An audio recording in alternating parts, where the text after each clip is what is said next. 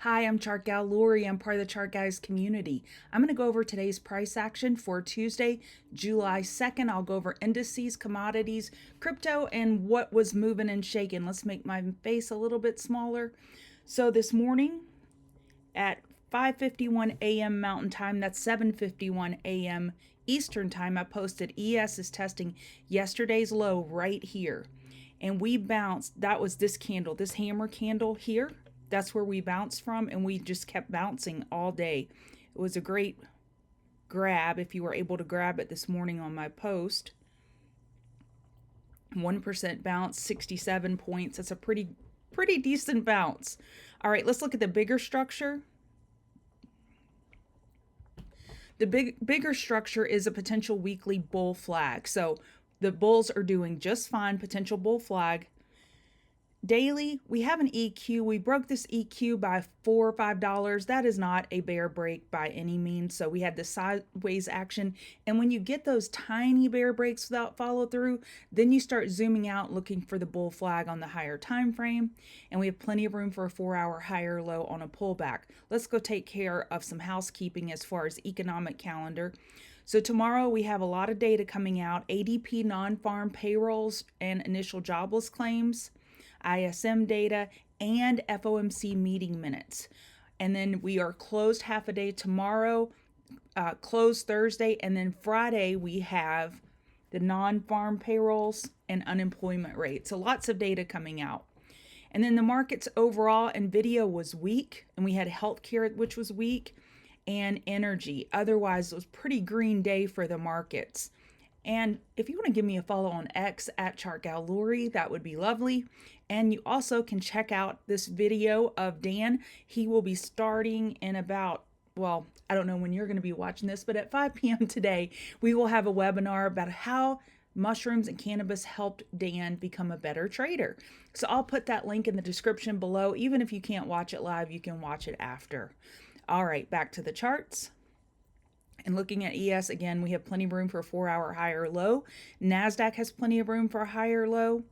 So we closed right up at the 48720 all-time high on the ETF. However, on NASDAQ itself, we are not at the all-time high. 20371, we came within $100 of it.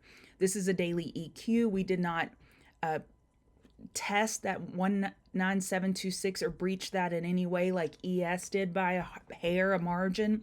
So we are right now about $20 from resistance on the daily. And again, we're looking at a weekly bull flag on NASDAQ. RTY, we have a weekly potential bear flag looking for a lower high, and it's a weekly EQ. The bulls have just been having problems with the daily 50 MA. And we didn't necessarily make room for a 4-hour higher low. Russell started out strong, and then man, did he give it all back. Not all back, but he gave up a lot of the strength that he started the morning with. Dow, we were discussing this morning on pregame and live stream that we have this high compression squeeze on the Dow, and we have a 4-hour EQ. It'll be interesting to see how this resolves tomorrow.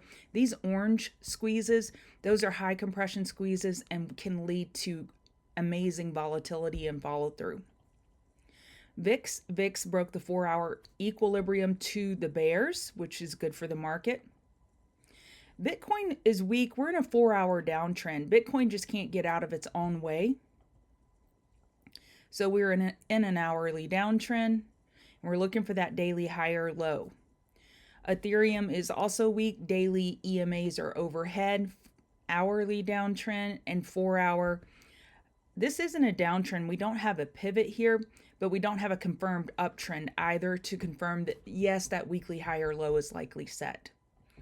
The dollar this morning, we could see that we were looking for an hourly lower low due to the size of this pullback and a lower high on the next bounce. And then that led us to connect. This was in live stream this morning. Gold was looking for an hourly higher low and bounce because of the size of its bounce based on the dollar weakness, because typically they run inverse, not always.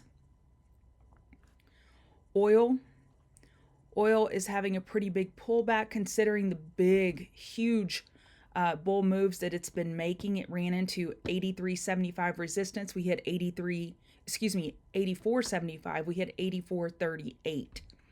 So pretty big pullback on the next push up. We could be looking for a 4-hour lower high. ARM was bullish. And you'll notice, I've noticed over the last, I would say 4 months, I don't know when ARM opened. Let's see.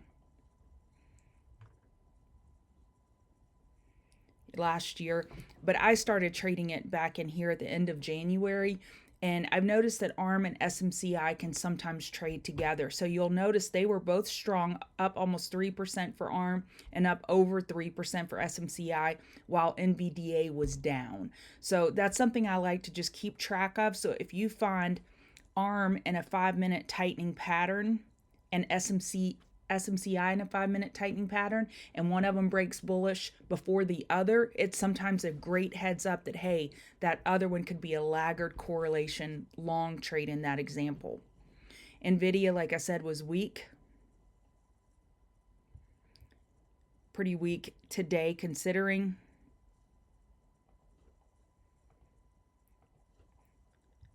We have a daily EQ and a potential weekly bull flag. Let me toggle on my, looking for the open high. I must have missed it. Let me fix this real quick.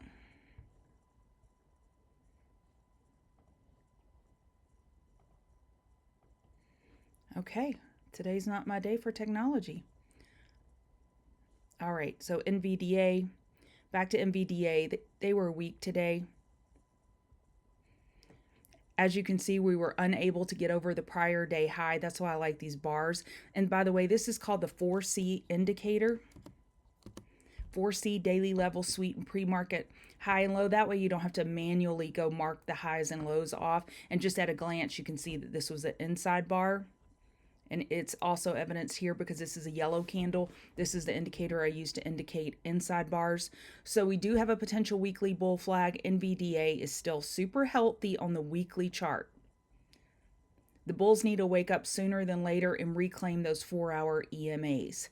SMCI was able to get over the high of yesterday, and it had a pretty tight range today.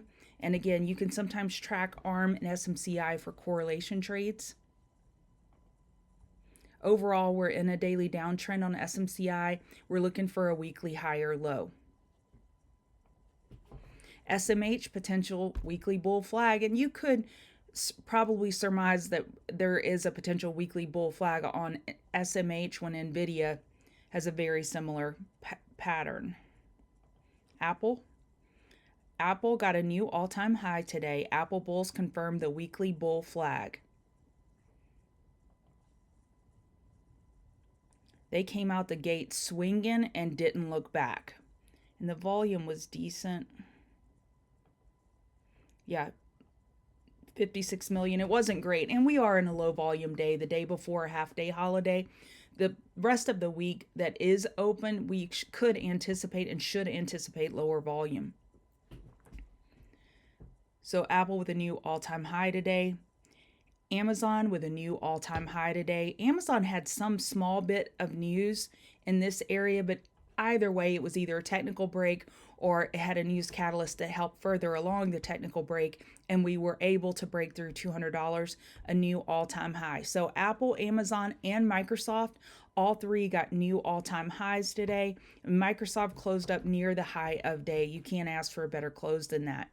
Then we had Google that was pouting over in the corner, just kidding. But Google was unable to get its new all-time high, 186.05. We missed it by 48 cents today, and we closed near the high of day. And I would say that that's a good sign for Google bulls for tomorrow. Netflixed.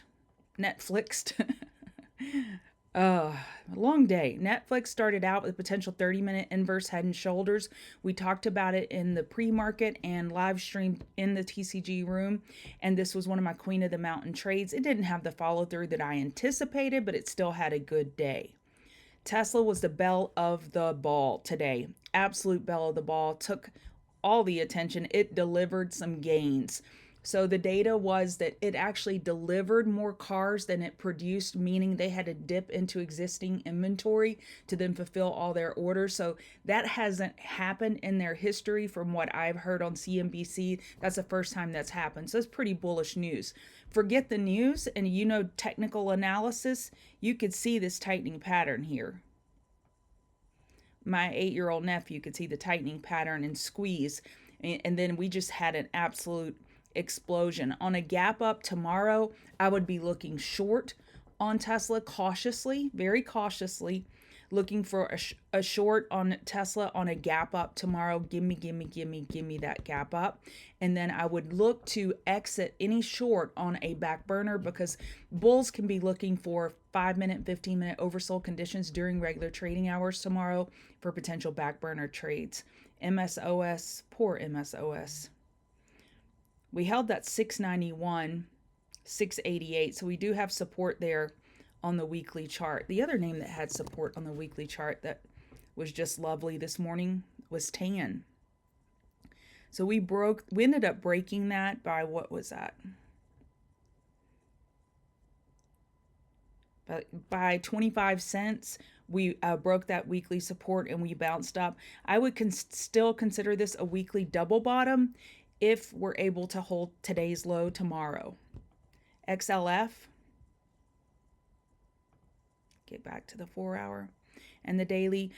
Daily, we're 41.85 is resistance. If we were to push up into that resistance tomorrow, I would actually like a short on XLF if 41.85 can hold. Game had a green day. Game and Chewy, I noticed that they traded inverse a little bit today. A Game would have a pop and Chewy would drop. So, and that rhymed.